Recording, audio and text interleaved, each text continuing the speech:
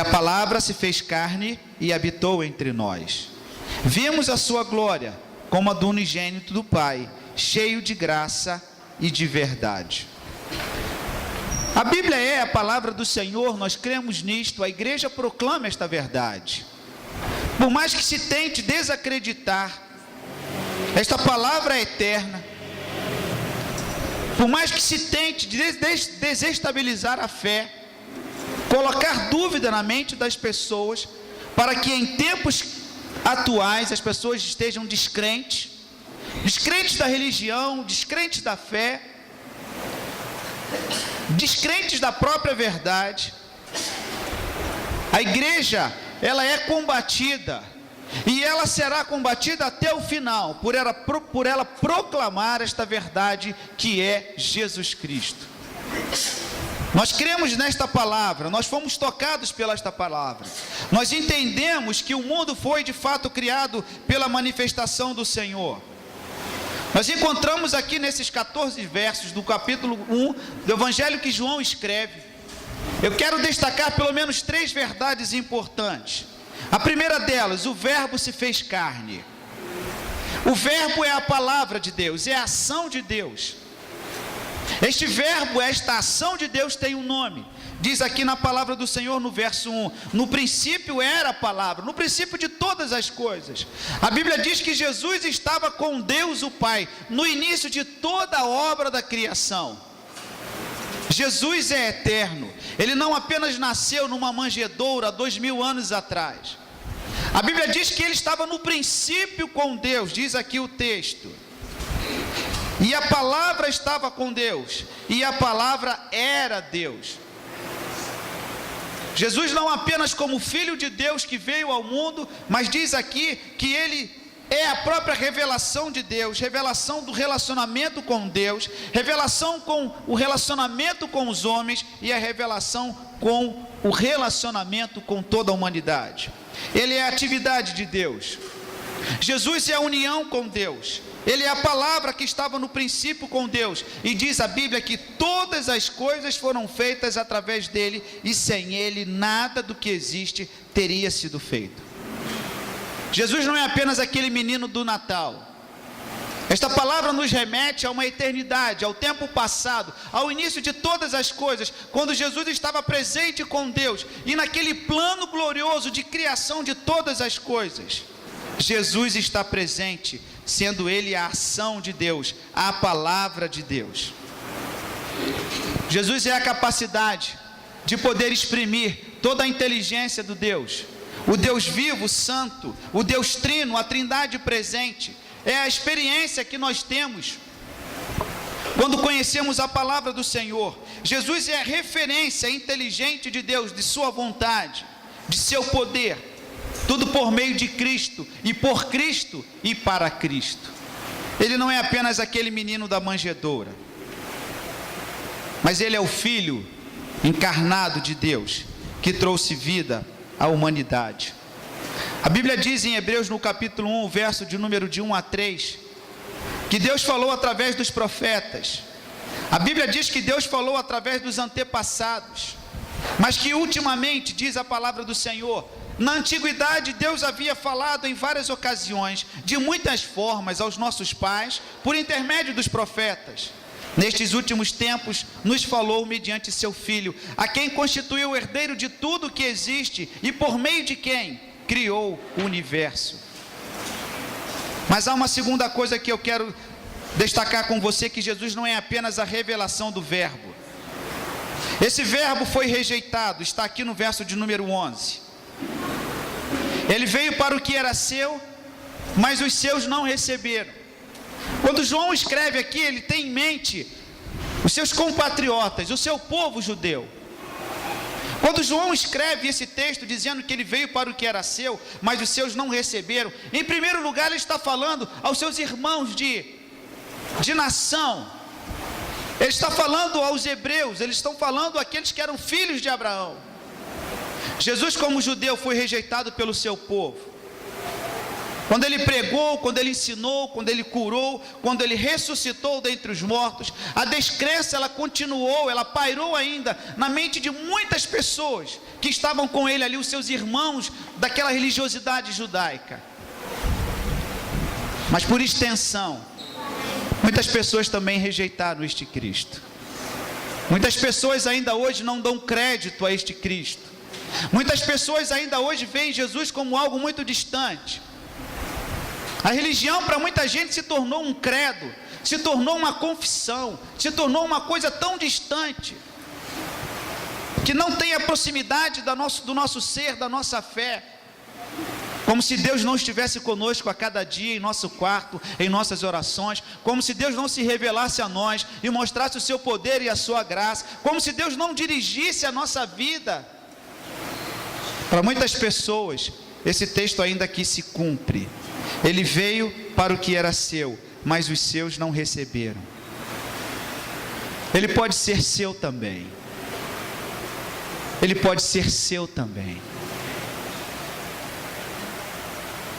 Ele é próximo de nós. Ele está conosco. Ele é o Emanuel. Ele é o Deus forte. Ele é o Pai da eternidade. Ele é o príncipe da paz. Jesus está acima de qualquer religião. É difícil as pessoas entenderem isso. Ah, mas eu sou religioso. Mas Jesus é mais que religião. Jesus é a própria vida. Quantas vezes a religião oprime? Quantas vezes a religião acaba por mutilar corpos, por fazer mal muitas vezes às próprias pessoas?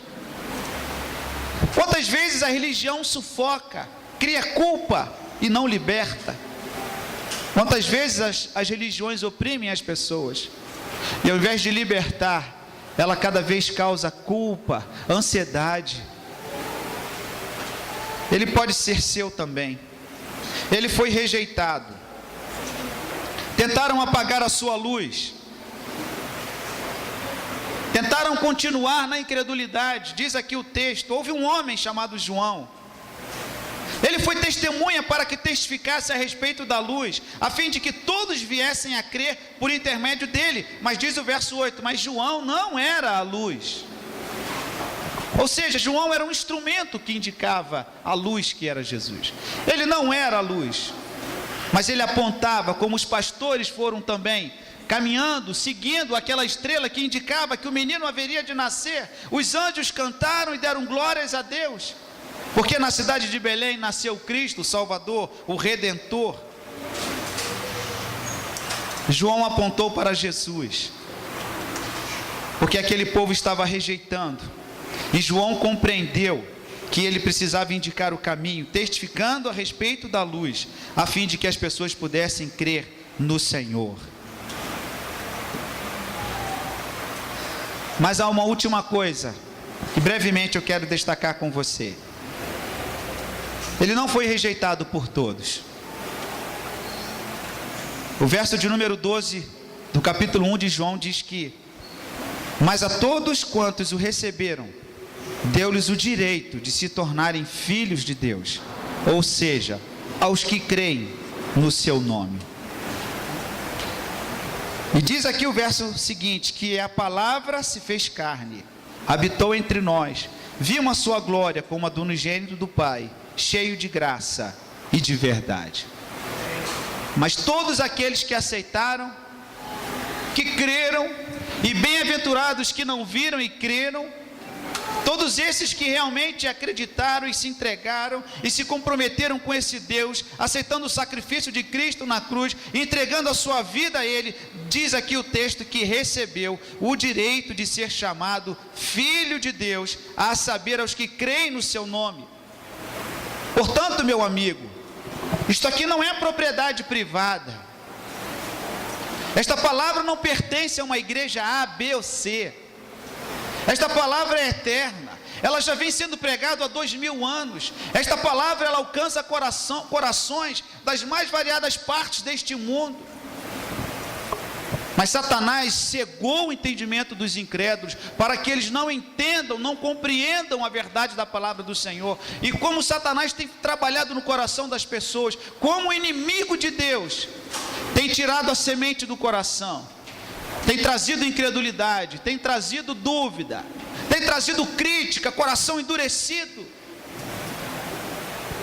O inimigo de Deus não quer que nós aceitemos a sua palavra, e essa palavra é Jesus. Por quê? Porque o inimigo de Deus é contra tudo aquilo que se levanta para proclamar a verdade do Senhor. O inimigo é seu inimigo, e ele quer que nós continuemos na incredulidade, na dúvida, no afastamento e no distanciamento. Mas nesta noite, você aqui está a ouvir que a verdade é uma pessoa, e essa pessoa é Jesus. Não adianta a gente correr para lá, correr para cá. A Bíblia diz que um dia todo joelho se dobrará diante do Senhor. Esta é uma realidade que nós que acreditamos na volta de Jesus, sabemos que isto irá acontecer. Um dia todo joelho se dobrará diante do Senhor, quer grandes ou pequenos, homens ou mulheres, ricos ou pobres, livres ou escravos, todo joelho se dobrará diante deste Jesus que nós estamos pregando aqui nesta noite. Você está preparado, amigo, para a eternidade? Você está preparado para a eternidade? Se você morresse hoje, se você partisse desta vida hoje, e chegando diante do trono do Senhor, olha aqui, deixa eu me dizer uma coisa: Deus não vai perguntar que religião você é. Sabe por quê? Porque no livro da vida, que está no Apocalipse, quando fala sobre esse livro da vida, lá são escritos nomes de pessoas e não nome de igreja, de religião.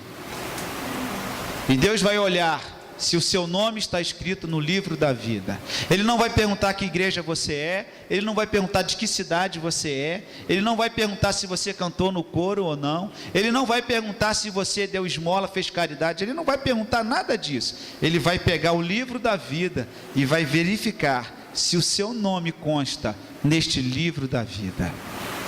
Você está preparado, meu amigo? Você, minha amiga? Você já aceitou a Cristo como seu único e suficiente Salvador? Esta mensagem que tem sido tão combatida hoje, tão desacreditada, um levante do inferno contra a mensagem de Deus, em toda parte, em toda a sociedade, um levante de destruição para desacreditar este livro. A coisa que eu mais ouço das pessoas na rua é o seguinte: eu não acredito na Bíblia porque a Bíblia foi escrita por homens. Eu disse assim: meu amigo, Deus não usaria um cavalo e nem uma mula, nem uma galinha para escrever a palavra. Deus usaria homens e pessoas, como de fato Ele usou pessoas para escrever a sua palavra. Como se isto fosse uma argumentação plausível, uma contestação coerente. Não, porque Deus escolheu pessoas. Mas é claro que Deus haveria de escolher pessoas. Se Jesus é o Deus encarnado, se Jesus vem em pessoa, se Jesus é a própria vida, se Jesus é a verdade, é claro, óbvio, naturalmente, que Jesus seria a expressão máxima desse amor de Deus. E é por isso que Deus usou homens, profetas, para poder transmitir o seu recado, como usou Isaías. Há 700 anos antes de Cristo, Isaías já profetizou que o menino haveria de nascer de uma virgem. Está no capítulo 7 de Isaías. Isaías profetizou que o menino nasceria. Miqueias, um outro profeta, disse que o menino haveria de nascer na cidade de Belém, e se concretizou. No capítulo 9 de Isaías, nós encontramos que o nome de Jesus seria o Deus conosco, Emanuel, presente, o Deus forte, o Pai da eternidade, o príncipe da paz. Todos os profetas da palavra do Senhor, começando lá no início no livro de Gênesis, até o final, quando João na ilha de Pátimos, quando preso pelo sistema romano, ele prega a sua palavra, ele prega a revelação, e ele aponta para Jesus, o princípio e o fim, o alfa e o ômega, aquele que tem a chave, que abre e que ninguém fecha, e que fecha e que ninguém abre. A verdade tem um nome, essa verdade é Jesus. Agora, nós acreditamos nesta palavra. Essa é uma escolha pessoal, individual de cada um de nós. Nós vivemos num país livre, onde a liberdade de expressão Nós não estamos aqui para implorar e pedir para que ninguém venha dar crédito a esta palavra, não. Quando nós aceitamos a Cristo, nós fizemos de boa vontade, não é verdade? Alguém foi obrigado a aceitar a Cristo? Alguém colocou uma arma na cabeça, se aceita a Cristo? Não, somos livres para aceitar e acreditar naquilo que quisermos. Mas nós temos aqui esta palavra que o Senhor revelou a nós. João capítulo 14, verso 6. Quem souber, diga comigo.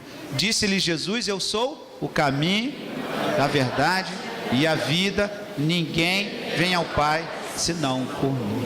A verdade é uma pessoa. Se você está em busca da verdade, pense nisso, reflita nisso.